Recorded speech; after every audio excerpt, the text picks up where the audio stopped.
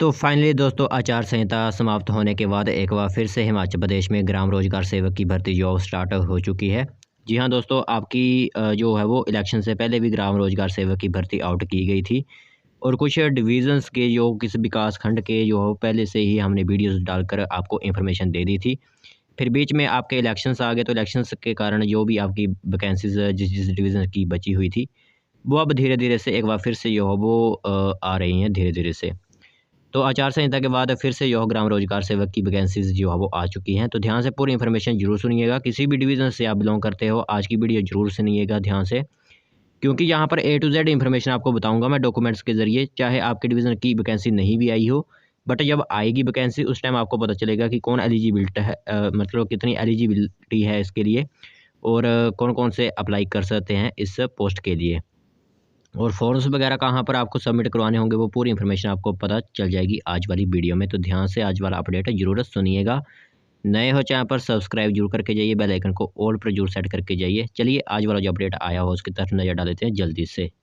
तो अगर आप किसी भी डिवीज़न से बिलोंग करते हैं, आज वाला अपडेट ज़रूर ध्यान से सुन लीजिए, क्योंकि यहाँ पर वैकेंसी चाहे किसी और डिवीज़न की आई हुई हो, बट यहाँ पर जब आपके डिवीज़न की वैकेंसी आएगी उस टाइम आपको भी पता चल जाएगा किस प्रकार जो हो वो आपको पोस्ट भरनी है।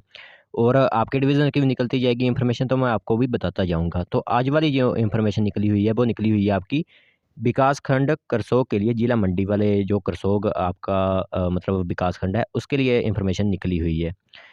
तो यहाँ पर आप देख सकते हो कि विकास खंड करसोग के ज़रिए जो है वो ग्राम रोजगार सेवकों के एक पद भरा जाना है, क्योंकि हर डिवीज़न की यहाँ पर वैकेंसी निकाली जा रही है। तो कहीं ऊपर कई जगह एक निकाली जा रही है, कई जगह दो, कई जगह तीन। तो जितने की वैकेंसीज़ होगी उसी हिसाब से यहाँ पर जो है वो रखे जा रहे हैं सभी कैंडिडेट्स। तो सबसे पहले एजुकेशन क्वालिफ़िकेशन सुनेंगे सभी। तो सबसे पहले यहाँ पर एजुकेशन क्वालिफ़िकेशन है कि किसी प्राधिकृत संस्था से 1 वर्ष का कंप्यूटर का अनुभव हो, मतलब एक्सपीरियंस 1 साल का होना चाहिए कंप्यूटर में। दूसरे नंबर की 10+2 सिर्फ 12th पास यहाँ पर होगा और यहाँ पर कोई रिटर्न वगैरह नहीं होगा, आपका मेरिट बेस पर ही चलेगा। वो मैं आपको आगे बताता हूँ। फिर अभ्यर्थी शारीरिक एवं मानसिक रूप से स्वस्थ होना चाहिए, मतलब कि फिज़िकल हैंडीकैप्ड जो हैं वो इसके लिए अप्लाई नहीं कर पाएँगे। फिर अभ्यर्थी के विरुद्ध कोई आपराधिक अभिलेख नहीं होना चाहिए, मतलब वही कि मतलब आपको कोई भी फ़ाइल क्लेम नहीं की गई हो, कोई भी आप पर क्रिमिनल केस नहीं लगा होना चाहिए। फिर अभ्यर्थी को राज्य सरकार या ग्राम पंचायत में कोई देनदारी देय ना हो, मतलब वही कोई सरकारी नौकरी वगैरह आपकी नहीं लगी होनी चाहिए। फिर आयु कम से कम जो हो 18 वर्ष हो, मतलब मैक्सिमम आयु आपकी मिनिमम जो हो 18 वर्ष से 45 वर्ष जो भी हैं वो अप्लाई कर सकेंगे यहाँ पर। फिर दोस्तों यहाँ पर मेन बात आती है कि जब आपको शॉर्टलिस्ट किया जाएगा, मतलब आपको रखा जाएगा, किस बेस पर रखा जाएगा। मैंने आपको पहले ही बताया हुआ है कि मेरिट बेस पर आपको यहाँ पर रखा जाएगा।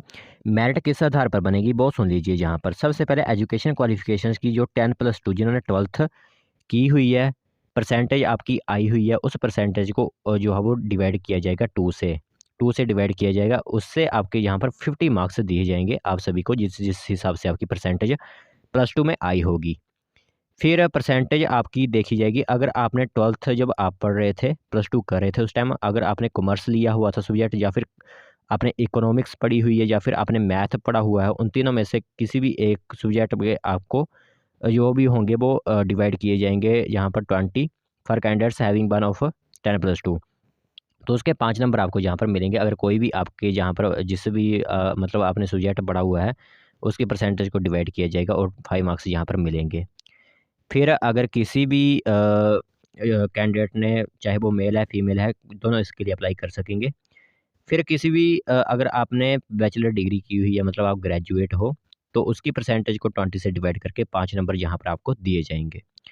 फिर हैविंग बेसिक कोर्स अगर कंप्यूटर एप्लीकेशन में है, 12 मार्क्स यहाँ पर आपको दिए जाएंगे, 12 नंबर आपको मिलेंगे यहाँ पर, जिनके भी पास डिप्लोमा है 1 साल का। फिर आता है 20 नंबर सेक्शन जो है आपका एक्सपीरियंस का। तो किसी भी आपका अब एक्सपीरियंस किस प्रकार से मांगा हुआ है कि पंचायती राज इंस्टीट्यूशन, आरडीडी, वाटरशेड प्रोजेक्ट जो लगे हुए थे, गवर्नमेंट अंडरटेकिंग इंस्टीट्यूशन, और एक्सपीरियंस है किसी भी आपके इंस्टीट्यूशन में, वहाँ पर आपको 10 नंबर का यहाँ पर दिए जाएगा। एक्सपीरियंस के नंबर 10 नंबर जो है वो आपको दिए जाएंगे। फिर अगर आप उसी ब्लॉक के रेजिडेंट हो जहाँ पर वैकेंसी आई हुई है, मान लीजिए आप करसोग के ही रहने वाले हो, तो 5 नंबर यहाँ पर आपको दिए जाएंगे। फिर अगर आप एससी और शेड्यूल्ड एसटी और ओबीसी ट्राइब से आते हो, तो 5 नंबर आपको जो यहाँ पर मिलेंगे।